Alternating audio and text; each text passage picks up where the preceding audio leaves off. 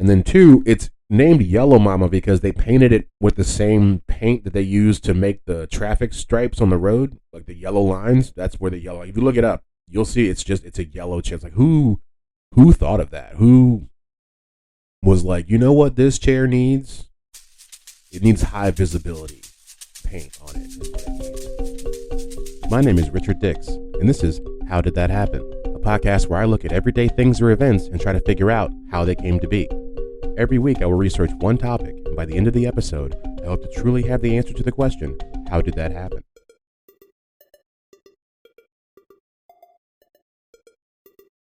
All right, welcome back to another episode of How Did That Happen? HDTH. This week we are talking about prisons. Last week it was tattoos. Learning a lot about all these different topics. As always, if you enjoy HDTH, we have a website, hdthappen.com, where 7 days a week you can find out how things happen. Over there, you will find episode transcripts as well as pictures and videos for every episode. There's also a blog written by yours truly that just kind of coincides with everything that's on that website. Let's see, a little housekeeping before we get started. What am I reading? And if you've been listening for a while, you know that instead of what am I watching beforehand, I used to do what's called what am I reading. But I said back then I'm not always reading it fast enough to always have another book that I've read for the new episodes. So I switched it to what am I watching. But recently I went back to audiobooks. I just finished Viola Davis's autobiography. I believe it's called Finding Me. And it was awesome. It was spectacular. I've always loved her as an actress, and to hear her story was really great. To say she comes from humble beginnings is truly an understatement, and I definitely recommend it. She talks about things like, she was the kid who came to school smelling like, urine and body odor because she came from such really, meager, meek existence. And I don't know, it's just really interesting to hear someone, you always wonder what happened to the smelly kid, and it's more to that. I'm not just dissolving her entire existence down to being the smelly kid in class. But I mean, you ever think about that? I mean, next time you're just thinking about your classes, I wonder, I've known a couple kids who had issues like that. I always wonder what happened to them, what happened to the smelly kids. But moving on, what am I watching? I just actually watched Bad Boys for Life, which is the third installment in the Bad Boys series. That was my first time watching this one. I didn't go to see it in the theaters when it came out. I've always been a fan of the Bad Boys franchise. This was a little bit different than the others, in my opinion. It felt very blockbustery. It just felt so, just felt like I was watching one of those Fast and the Furious movies, honestly. But they pulled out all the stops for this one. There is going to be a fourth one. Not sure what spoilers I can give away. It's a 2-year-old movie, but we find out that Will Smith's character as a kid, and that kind of I think is going to be the main thing for the next movie. But that's it for what I'm watching. What am I listening to? I am listening to Hey Babe, which is always, it's done by Sal Vulcano and Chris DiStefano. They talk about pop culture topics and stuff like that. They're really funny. Sal, of course, is from Impractical Jokers, if you're wondering where he's from. He also has another podcast that I listen to, which is called Taste Buds. And this is a good podcast if you like food and you like arguing, because these two guys, it's Joe DeRosa and Sal Vulcano, every week they pick two different foods and kind of battle against each other to see which one is better. Things like sandwiches versus hot dogs, or salads versus casseroles, cakes versus pies, stuff like that. They get pretty heated, but it's a good listen if you like comedy and food. Joe DeRosa is both a comedian and a restaurant owner, so it does kind of go hand in hand with the life that he lives. As always, if I plug those episodes, those podcasts, I can plug my mini-sode, bite-sized bios we have that happens every Thursday at 4:30 a.m. The most recent BSB is out right now, and it is about Grigory Rasputin. We find out that he was a very wild individual, and he combined religion and sex in a never-before-seen way, and hopefully never seen again. But yeah, so if you like what you hear here, give us a like and subscribe wherever you listen to podcasts. It's always great, helps the pod grow. Give us 5 stars if you feel so inclined, or as I always say, if you want to give us 2 stars with some constructive criticism, that is fine as well. But without further ado, as we're known to do, here is the episode.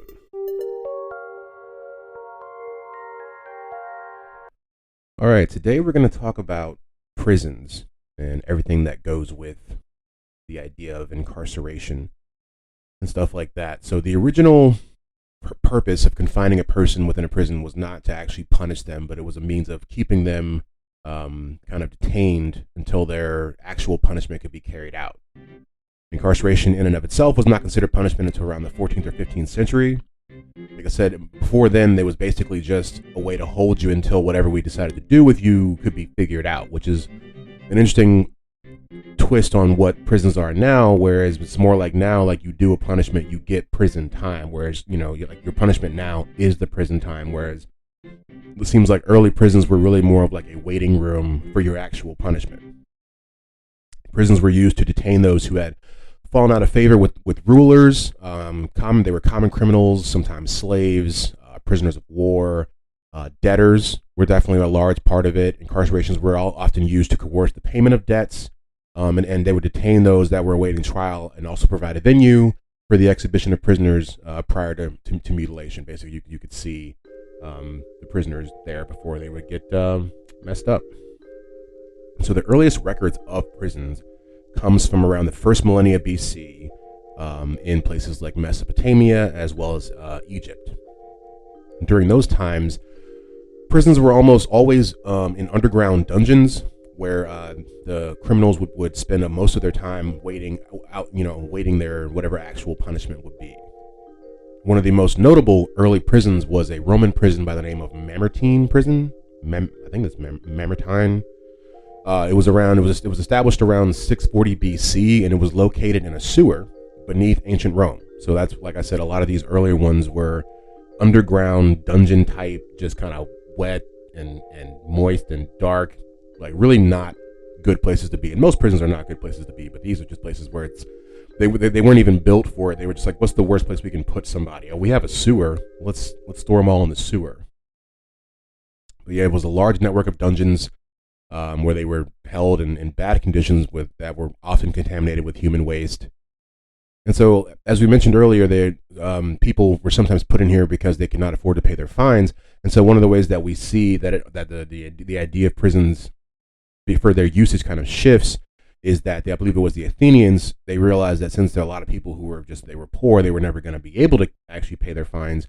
They would give them periods of imprisonment, kind of time limit sentences, basically, to say, okay, well, if you can't pay me, then you'll just be in prison for this amount of time. And that is kind of the first time we see the shift in, oh, this is just a place where we hold you until something happens to you, to actually, well, this is the punishment for your actions. This is the cause, or this is the effect from the cause.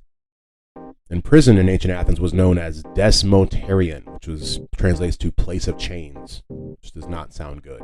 Maybe we should change our name for jail and prison over here to place of chains. It just sounds so much worse. In Greece, the prisoners were usually held in isolated buildings kind of away from the town, where they could usually be visited by friends and family, and there wasn't much detention that was happening here. The main form of detention for them, where they would strap these wooden blocks around their feet, which I guess would be an early form of shackles that would just kind of prevent them from going anywhere very fast. So it's like you can kind of control them that way. And during those times, since slavery was still a accepted kind of norm and was still in fashion, most prisoners that were not actually sentenced to death were usually sold as slaves or used by the Roman government as slaves in their own workforce. And that will bring us to actually prisons in the Middle Ages, the medieval times. We'll see that a lot of the prisons at the time, or jails, were actually built inside the castles of these kingdoms. They were usually wooden jails that were built inside like a room of some sort. They were usually used to detain political prisoners as well as any other common criminals. Some of them had iron cages suspended from the ceiling. Others featured things like these prison rooms. Like they would have a room in the castle that was basically built into a prison, and so you would have tiny slit windows. They're often like maybe 7 feet above off the ground, so to make it so that no one could like jump up and escape. The toilet was typically a bucket or a hole in the floor.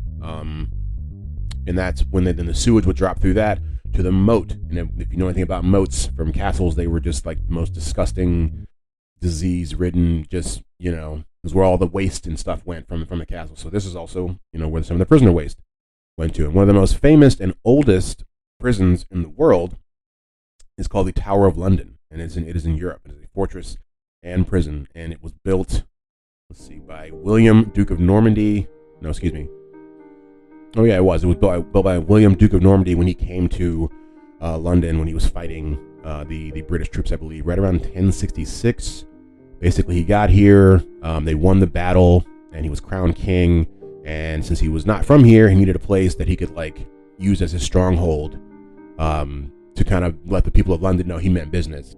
And so, yeah, the Tower of London would go on to be a couple things: a prison, a fortress. It would even it's known now as just a castle. It holds, I believe, like the crown jewels over there in the UK, but it is considered to be one of the oldest prisons in the world.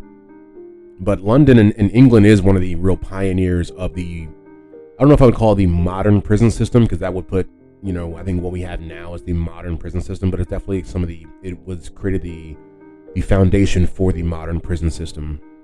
And that really comes, the first kind of legislation for that comes around in the 1100s, maybe in the early 1200s, when they make the Magna Carta. When King John, he signs the Magna Carta, which states that no man can be in prison without trial. So that does kind of create a system.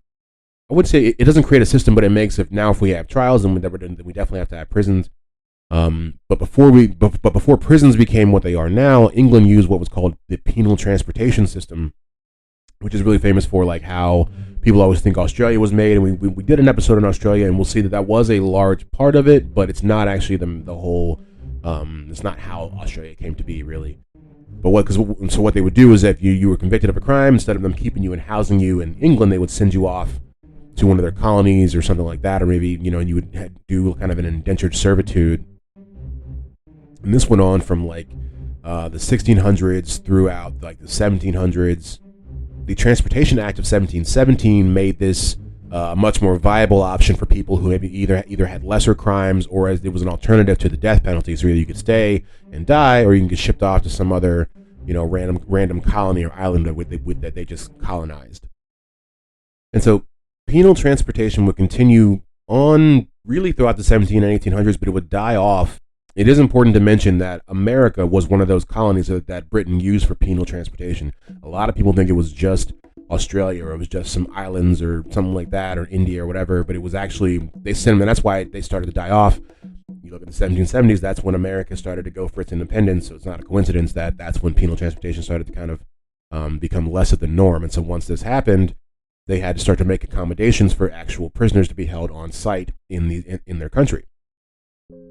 And so what they did was, initially they would put prisoners on ships, and so they had been called these ships were called hulks, and they were just big ships that would just sit off the coast of on the docks of the towns and the cities, and that's where the initial prisoners were. I would say that's probably the initial idea of modern prisons comes from that.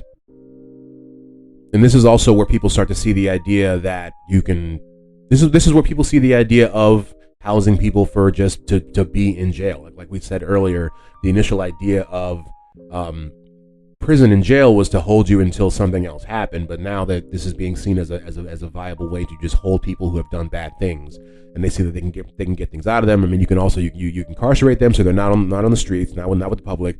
You can also get forced labor out of them, which is something that is can be used for the state. So people see it as a win-win, really. And we'll see the same kind of actions put into place over in the colonies before America even becomes fully America. As we say, London is the birthplace of the modern prison system in the world, essentially. And in America, Pennsylvania is kind of the birthplace of the modern prison system in America. In 1786, the state of Pennsylvania passed a law that mandated that all convicts who had not been sentenced to death would be placed in penal servitude to do public work projects such as building roads, forts, and mines. And so they thought that besides the economic benefits of providing a free source of hard labor, the proponents of the new penal code also thought that this would deter criminal activity by making them an example, basically. So now you can be seen to be doing, if you're the guy building the roads, it's like the chain gang. Like you still see this kind of now on the side of the road. You drive past, and that doesn't happen as much as it used to, but you'll see a line of prisoners working on something or picking up trash on the side of the road, and it is a form of public embarrassment, even though they try to make it seem like it's for your own good. It's like, it really does come from like a 200 or 300 year old idea of, you do something bad. If we embarrass you about it, maybe you'll do it less. And so, but what actually happened in the early times is when people would see these prisoners doing stuff on the side of the road, and getting bad treatment from their overseers or whoever, and they began to feel sorry for them. So they garnered a large amount of sympathy during this time, and that is what actually led to, I believe it was a man named Benjamin Rush, who was a reformer at the time, and he came up with the idea to remove the prisoners from the public eye and put them in kind of far away, secluded areas called houses of repentance, aka prisons. Where they could be subjected to watchfulness, labor, bodily pain, solitude, and silence. The main five. And the public wouldn't have to worry about how sad they became because they wouldn't have to see these people do anything. I don't know if that makes any sense, but that's essentially what drives the idea of the modern prison system in America. And so they put this into theory, and the first and oldest jail basically in America is on, it's on Walnut Street in Philadelphia, and it was made in 1790. And it was modeled on what would become known as the Pennsylvania system, or the separate system, when it placed all prisoners in solitary cells with nothing more than literature, and they were made to wear prison uniforms. So this really is, like I said, this is where the beginning of American prisons come from. If you've ever looked at a prison and wondered, how did we get here?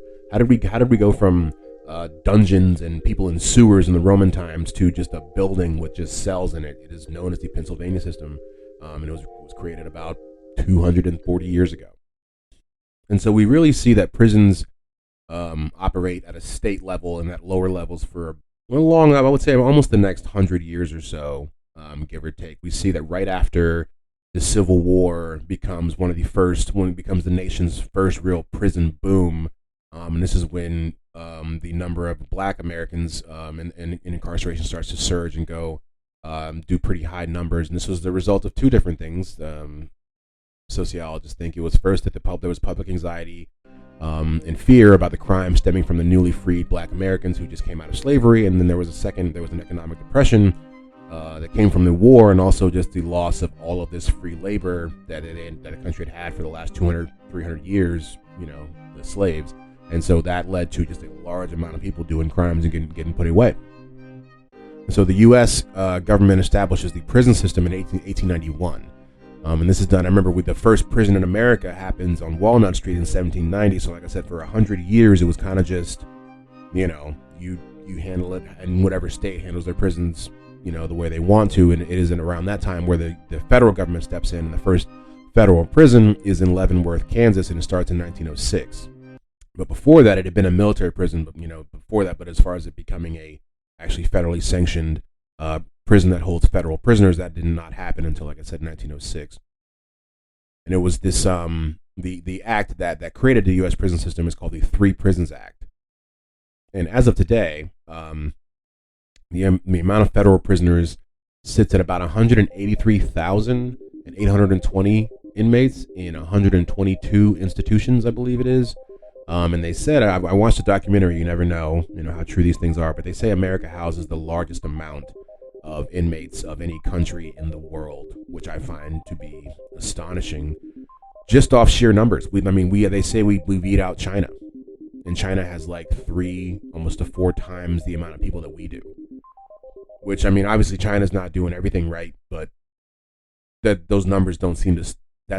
Those numbers don't give you a warm and fuzzy. But we'll move from prisons. We'll move from prisons in America to prisons around the world. And then we're going to talk about, I believe, capital punishment, and all that entails. Got some information for you about the electric chair, lethal injection, all that good stuff. But before we get there, like I said, we're going to talk about prisons around the world. And so in Russia, specifically in Moscow, the prison system is known as the Zone, which is just very ominous. I don't like that. And there are typically more than 100 inmates jammed into a cell that maybe supposed to hold maybe 20 or maybe even less than that. So many so that they have to take turns sleeping on the bunks, and some people get relegated to the floor. But the Russians see this as a way of breaking the inmates and causing them to turn on one another, which encourages beatings in the cells, which I don't know why that's positive. It says that almost everybody that lives in Moscow knows somebody that's been to prison. That's an interesting statistic to have. And then we get to France, specifically in Paris, France. In Paris, France is the home of La Sante prison, and it is known as a very brutal place. And I can only imagine a French prison. I'm not making fun of French people, but they just seem so, they're so classy. Must be wild to see just a crazy wild French prison. This prison is specific for making a hierarchy system Interestingly enough, they say a lot of the inmates in that prison are from the Rwandan genocide that happened back in 1994, which is a very interesting topic to get into. It may even get covered on this podcast at some point. But then let's see. We have this was I thought was really interesting. I believe it is in Amsterdam.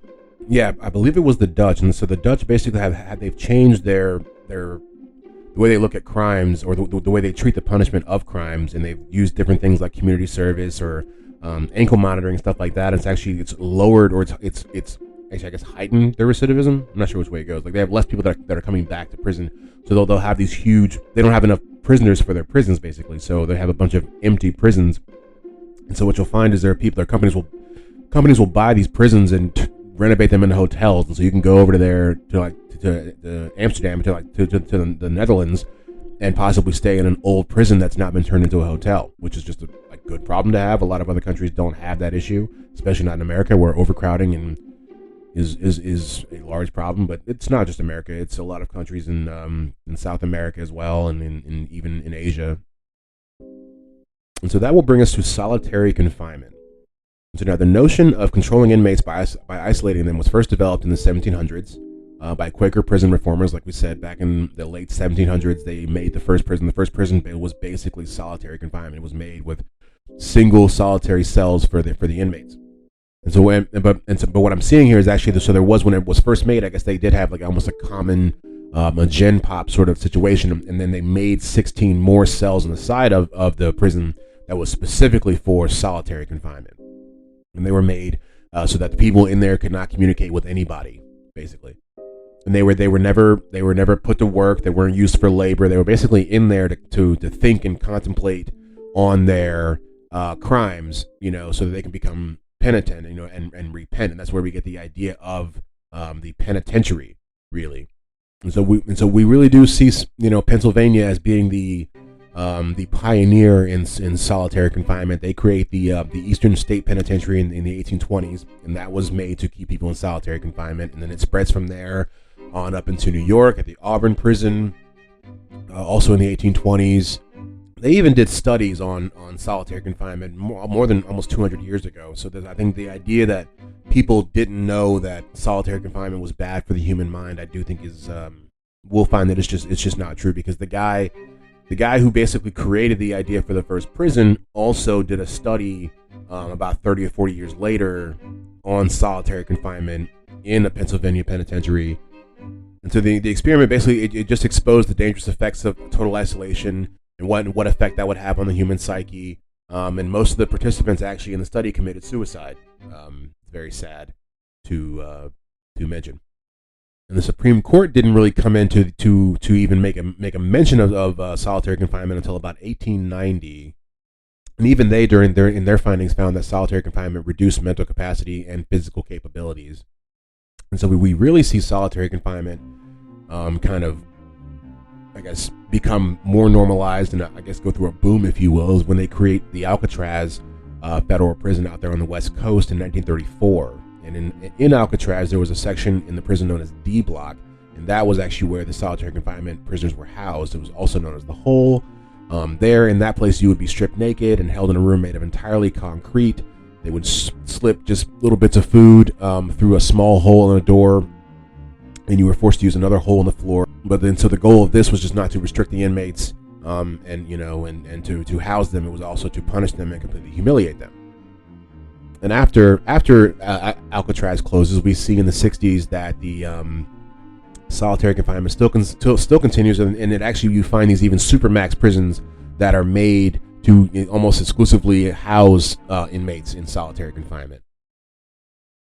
And I mean, if you're wondering, and I'm sure, I mean, I'm not. There's plenty of jail shows out there, and people have probably seen, all the different things. And if there is an amazing documentary on Netflix. Yeah, it's a documentary about a man by the name of Khalif Browder. It is really sad, but it's basically, I think he ends up going to jail, and I'm not even sure if he was even supposed to be in jail, but he gets put in solitary confinement for years, waiting trial. Finally ends up, I believe, getting acquitted or getting out, and it's just so his mind is so not gone, but he can't. There's too much stimulation from what the world is that he can't take it. And he ends up committing suicide. And it's just a really sad story that shows all the bad things that come from solitary confinement. It's not just about housing people and getting them off the streets and that they're going to fix themselves inside. It's a lot of things happening to people's brains while they're in there. There's been a lot of studies that show that it is barbaric. It's even worse than physical pain. When you're in there, there's no indication of time or the outside world, which leads inmates to feel forgotten. Even forces them to question their existence. You can get really existential in there. Inmates usually develop some sort of anxiety and depression and become deranged. It's so I would definitely recommend that documentary if you haven't seen it. I think it's still on Netflix. I'm not sure. We'll move on from that to capital punishment, and just the couple different things about it, really, and then that's pretty much going to be it. I did some research on the electric chair, lethal injection. The electric chair is a very interesting one because I think what I found the most interesting, it's not funny, but they had nicknames for their electric chairs. I would have just never seen that. I wouldn't have expected that. I'll give you a couple names before we actually get to explaining the history, just because I think it's funny. Let's see, where are they at? The nicknames are Gruesome Gertie, Old Sparky, Old Smoky, and Yellow Mama. Yellow Mama is probably the weirdest one to me for a number of reasons. First off, that they gave a matriarchal role, and it's killing somebody. That's one. And then two, it's named Yellow Mama because they painted it with the same paint that they used to make the traffic stripes on the road, like the yellow lines. That's where the yellow. If you look it up, you'll see it's a yellow chair. It's like who thought of that? Who was like, you know what this chair needs? It needs high visibility paint on it is what it needs. But so basically we'll see what the beginning of the electric chair starts around the 1870s, 1880s with the spread of arc lighting as a brilliant way to like light the outdoors and street lightings, and it would come in a range of 3,000 to 6,000 volts. People were amazed by it. They also were getting killed by it, and there was even a little phenomenon of people wanting to touch it because it would give you the tingles. Similar to the idea of like if you've ever put your tongue in a 9-volt battery, and it's like the little jolt. You know, you want that, and so that was happening. People were doing that, and it led people to understand that electricity can actually kill somebody, and it won't like leave a mark in some cases. And this is fully illustrated by the account of what is this guy? Was he a dock worker? I think I'm not. Well, there's no docks in Buffalo. I don't think he's from Buffalo in the 1881. Let's see, he was he was a dock worker. Okay, he was a man named by the George Smith, and he was looking for that thrill, that tingling sensation, that stick your tongue in a 9-volt battery thrill, and he actually snuck into the Brush Electric Company and grabbed onto a guardrail that was just full of electricity, and he held on too tight, and it killed him. He died instantly and was discovered by the staff. His corpse was still holding on to, I believe, the generator that he was touching. But the main thing that got people and made them want to be like, whoa, this is some brand new technology, is that he was dead, but there was no outward like appearance of his death. You know, there was no explosion out of his brain, and he wasn't bleeding through his eyes or something like that. Like, he was just dead. And so they were like, this is the newfangled way to kill people and not have it be so gruesome.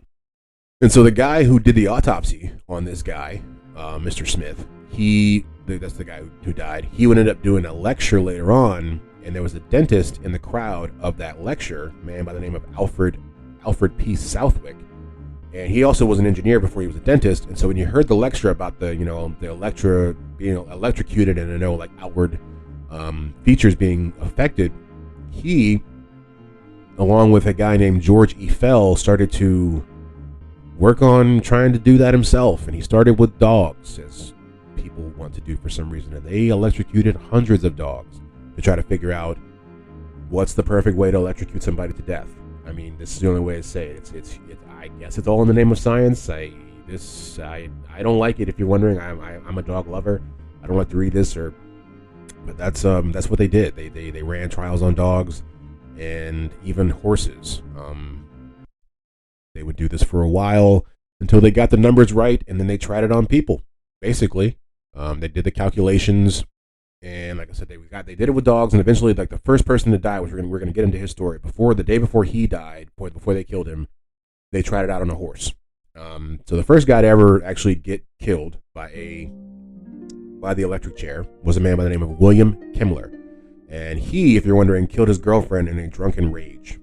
And the New York Times is quoted here as saying that he was a vegetable peddler in the slums of Buffalo, an alcoholic, and on March 29th of 1889, he was recovering from a binge the night before when he became enraged with his girlfriend, old Tilly Ziegler, and he basically went out to the shed, came back with a hatchet, and then just hacked old Tilly up, killed her. And then he went over to his neighbor's house and said, "I just killed my girlfriend." End quote. That's all from the New York Times. But believe it or not, he actually appealed his death. Only because the electric chair was considered at that time as new technology to be cruel and unusual. And we'll find that with most death techniques are at some point considered to be cruel and unusual. And basically, when it was done so, the judges who presided over it were like, yeah, we kind of know it is. Anything like this is going to be that way, so let's kind of just get on with it. And so when he sat down to get electrocuted, he was quoted as saying, I believe it was, "Take your time, get it right," something to that effect. And when they did it the first time, it did not work. It did not work. He was still breathing. They shot like 3,000 volts through him. They thought he was dead. Turns out he was breathing. They shot more volts through him. It said his blood vessels under his skin started to explode. It said his hair kind of tinged. Some people say his hair caught on fire. Most journalists say it was just smoking, which, I mean, semantics at that point, really, But yeah, that wouldn't be the only botched execution. There's a couple that I have here. I don't think I'm going to read any actually, but they will be on the website. The electric chair is still legally on the books in a number of states. That I did not know and was very surprising to find out. Places like South Carolina, Alabama, Florida, Kentucky, and Tennessee, which I think we'd probably have guessed that. In most states, though, they allow the inmate to choose his death. Either you can do the electric chair or the lethal injection. If you're wondering who was the last person to be electrocuted, it was a man by the name of Nicholas Todd Sutton, and it happened in February 2020. Only was it now 3 years ago. So 3 years ago was the most recent time that a man was put to death by the electric chair. He was actually a serial killer who killed 3 people, one of which was his own grandmother. Let's see, we got one more piece of electric chair information before we get onto the gas chamber, and then we're almost done, folks. We're pretty much out of here. So the youngest person to ever be executed in the electric chair was a man, or a boy, a child by the name of George Stinney. He was 14 years old. He was accused of murdering 2 white kids in 1944. He would later actually be acquitted in 2014, but he was so small that he had to sit on a Bible to fit in the chair properly. And the mask was too large for his face, and it slipped off throughout the process. Just, if we're going to talk about it, we got to talk about it. It's there. It's out there. Sad things do happen. That'll move us on to the gas chamber, which I'll be honest, I did not think actually existed. I mean, well, I knew it existed, like in the sense of like Nazis and the Holocaust, but I did not know. I'd heard about it in movies. You watch old movies, they'll be like, "Oh, if you do this, they're gonna send you to the gas chamber," and I just thought they were talking about like the boogeyman or something. But like this, it actually occurred, and we'll find the true precursors really do come from the Haitian Revolution of the late 1700s and early 1800s. We covered that. I forget in what capacity we covered the Haitian Revolution, but we definitely did. I believe it was voodoo. It was voodoo we covered on the Haitian Revolution, so if you want to go back and check that out. But a man by the name of General Rochambeau was, in 1803, was the first person to come up with the idea he would fill cargo holds of ships with sulfur dioxide and use it to suffocate prisoners of war. So he was just like, put them all in this room, we'll put this gas in here, and they'll die. And so that was the impetus for the gas chamber itself. And of course, would go on to be used by, like I said, the Nazis, and even would be a form of capital punishment in America for at least maybe 40 years. I don't think it is still in use now. Let's see, I do have the history here, so I could be lying right now. But one of the main ways of doing it is hydrogen cyanide. The person will be strapped into a chair in an airtight chamber, and then the executioner would put a pellet into a bath of water and sulfuric acid, basically, and that would create a chemical reaction that would make the hydrogen gas, and that kills the person. So the first state to actually adopt the gas chamber as a method of execution was the state of Nevada in 1921, and they did so because they thought it was a more humane form of capital punishment. That seems to be, all of these evolutions are always trying to find a more humane way to kill people, which I'm just like, is there a humane way to kill someone? Jury's still out, I guess. By the 50s, 11 different states had use of the gas chamber. But by the 21st century, only 2 states were still using it. I believe it was California and Missouri. And it was similar to the idea with the electric chair, whereas you could choose if you wanted that or not. Well, let's see. And then our last little bit of information here will be about lethal injection, and then we'll move on to the roundup and our other segments here. So it's interesting to note that lethal injection was actually first proposed in the late 1800s by a doctor in New York who thought it would be cheaper than hanging people, but nobody really listened, and it wouldn't actually go into practice until the Nazis did it. So basically, the Nazis got really good at killing, which is that's not news to anybody, but they were the first ones to really actually they created what was called the Action T4 euthanasia program to use to kill people. And I actually this is interesting. I just visited the Holocaust Museum in Washington, D.C. like 2 weeks ago for my birthday. It was last week. I'm not even sure. And there's an entire exhibit on this program where they basically got the doctors to all work in cahoots with the Nazis and to just kill a bunch of people, kill babies, kill people who were disabled and people who they thought because the actual like the slogan for this was called Leben unwürdig Leben, which is German for life unworthy of life. So the whole idea was, we're going to kill these people because they're not living a life that's even worth living. And it's like, who gets to decide that? But so that is where we get the real beginnings of lethal injection. It's interesting to note that even in Britain, they was on the books to start lethal injection as well in the late 40s and 50s, but it was ruled out after pressure from the British Medical Association. And so we don't see it really actually brought into use until the late 70s, when Oklahoma's state medical examiner Jay Chapman proposes a brand new idea, which had actually been proposed 100 years prior, of an intravenous saline drip that would go into the prisoner's arm, which would be used to introduce a lethal injection of basically different cocktail drugs that would kill him. Yeah. And so they were the first people to actually create lethal injection was Oklahoma. The actual mixture was done. The initial mixture was made by an anesthesiologist who used to work at the head of the anesthesiology at Oklahoma University. His name was Stanley Deutsch. And so pretty much after that, it kind of spread through the entire country and became the norm. It was Nebraska was the last last state to actually start to use it. They only until 2009, where they were still doing it in the electric chair, and it was the only way of their only form of capital punishment until their constitution actually deemed it to be unconstitutional during that year. So the drugs that are used for the lethal injection are a mixture of pancuronium bromide, and that is used to cause muscle paralysis and respiratory arrest. And then there's potassium chloride, and that stops the heart. And then there's midazolam,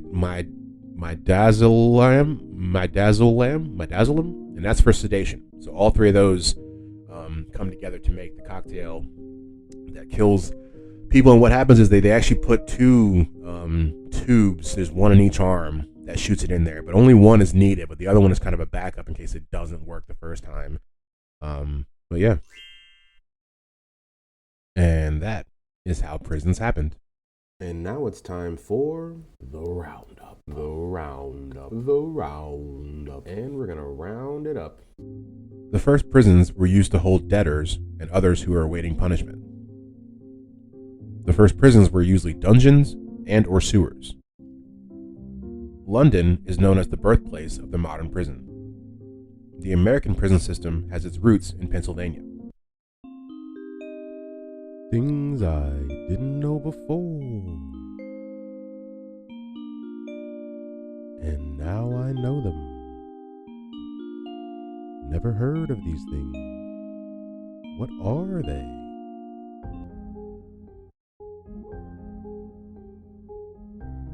All right, so this segment, this week's things I didn't know before is going to be. I feel like I always hit a little bit different because I feel like this one's always evolving as opposed to what it could be. I thought the first thing I'll mention is I didn't talk too much about hanging in this one as a way of capital punishment, but hanging has a long history of being used to kill people who have done wrong to be punished and things like that. I thought I would mention in here the last person to be hung, or actually it's called hanged, to be hanged in America was a man by the name of Bill Bailey in 1996 in Delaware. And so I would have never thought, I didn't know that even in the 90s people were still being hung. And so basically he had the choice in the same way that we talked about with the other types of capital punishment when they were first coming about. He was sentenced to death row in 1980. And at that time, I think it was still on the books, but he could choose to either do lethal injection or be hung. And his words were saying he didn't want to be quote unquote put to sleep. He wanted the real deal. He went on kind of a crime spree of sorts to get his punishment. It wasn't like that. I mean, he killed a couple. He killed a family, husband and wife, and he forged some documents. He did a little robbery, but nothing crazy. And his last meal was a well done steak, baked potato with sour cream, buttered rolls, and then vanilla ice cream. And that got me thinking about other people's last meals, like other inmates' last meals, and even some just famous people's last meals. It interests me a lot, so I figured that's what's going to happen for this week's segment of things that I didn't know before. I'm going to tell you guys a little bit about the last meals of certain inmates and celebrities who have passed away. And so we get to Timothy McVeigh, who of course did the Oklahoma City bombing in 1995. And his last meal, he just wanted 2 pints of Ben & Jerry's mint chocolate chip ice cream. That's all he wanted, and he ate both of them evidently. John Wayne Gacy's last meal was KFC, French fries, and deep fried shrimp, and a pound of strawberries. And I will say, after all these meals start to sound good, that sounds really good. Ted Bundy, he refused his last meal, and he was given steak and eggs and hash browns, but he didn't eat that either. Let's see, there was a woman by the name of Velma Barfield who was she was considered to be the death row granny. She was put to death by lethal injection in 1984. Her last meal was a bag of cheese doodles and Coke. So Coca-Cola and some cheese doodles, some Cheetos. Pretty interesting. Let's see. A man in the 90s by the name of James Edward Smith, he actually asked for a lump of dirt for his last meal, but they wouldn't give it to him since dirt was not on the list of approved foods that the prison could serve. He was given yogurt instead. And then this next guy, he is the actual reason why inmates in Texas no longer get a last meal option. This guy just ran the gambit. His name is Lawrence Brower, and he wanted 2 chicken fried steaks and gravy with sliced onions, a triple patty bacon cheeseburger, a cheese omelet with ground beef, tomatoes, onions, bell peppers, and jalapenos, a bowl of fried okra with ketchup, a pound of barbecued meat, half a loaf of white bread, 3 fajitas, a meat lover's pizza, 1 pint of Bluebell ice cream, and a slab of peanut butter fudge crushed with peanuts. And to wash it all down, he wanted 3 root beers. When he got all of this stuff, he claimed that he wasn't hungry.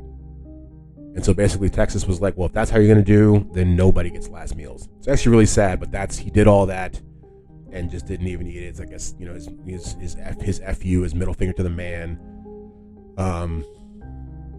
Let's see, the last one that I have 2 more for prisoners, but Saddam Hussein, basically his last meal before he was hung for his stuff, he ate chicken and rice with hot water mixed with honey. I just thought that was so bland. There's one guy in 2009 named Philip Berkman who was convicted of killing a police officer in Nashville. He asked that instead of his last meal, they donate a vegetarian pizza to a homeless shelter, and the prison wouldn't do that. But his wishes got out, and all the homeless shelters in the surrounding area got just inundated with pizzas because of that. I thought that was actually really cool.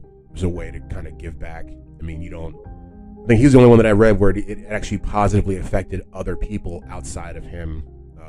So that I thought was really cool.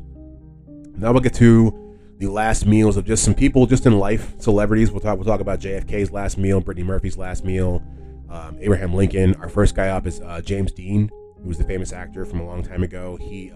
His last meal was apple pie and a glass of milk, and he ate that at a diner right before he got into a crash that killed him, basically.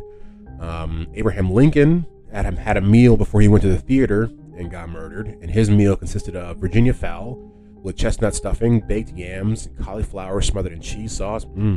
It just sounds so good. Like I said, after that he would go to the Ford Theater, where he would, meet his fate. JFK had a breakfast at the Hotel Texas before he was killed, and his breakfast consisted of 2 hard-boiled eggs and toast with marmalade on the side and coffee and orange juice. I don't know. I just find this stuff a little bit interesting because you never know what's going to be your last meal. I mean, some cases, like the prisoners in this case, they know it's going to be their last meal, but for these guys, you never know, what your last meal is going to be, and it's just, I don't know, it's insignificant but significant at the same time. Brittany Murphy's last meal before she died unexpectedly in 2009 was noodles, which Thai noodles and Gatorade, which is it's kind of sad. I hope that's not my last meal. One more before we get you out of here. Jimi Hendrix's last meal before he died, I believe it was asphyxiation. Not asphyxiation, he died of choking on his own vomit, I believe. He had a tuna fish sandwich made for him by his girlfriend. That was his last meal. So think about that when you go out to eat, or when you're eating your food today. You're like, is this gonna be my last one? Is this what they're gonna write down about me? Because my last meal was chili, and I don't know if I want that to be my last meal.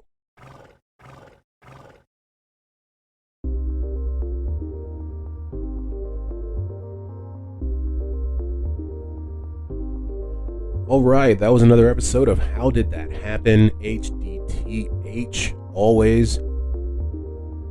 All right, that was another episode of How Did That Happen? HDTH. Learned a lot about prisons. There's so much information that honestly I leave some of that out because I don't want to just drone. And so I'll try to bring up whatever I may have missed in the mini episode next week. But I hope you guys enjoyed it. I learned a lot about electric chairs, capital punishment. The craziest thing to me is that I did not know they named these chairs. That just Old Sparky and Yellow Mama are just that's what I'll leave here with. But if you love what you heard here, there's more over at hdthappen.com. As always, you'll find the written version of what you just heard, as well as photos and videos that help me create the episode. And like and subscribe wherever you listen to podcasts. It always helps the pod grow. Give us 5 stars if you want to, or 2 stars and tell us why you didn't want to give us 5 stars. That always works as well. As always, thanks for pressing play, and we'll see you guys with the next As always, thanks for pressing play, and we'll see you guys with the next episode of Bite Size Bios.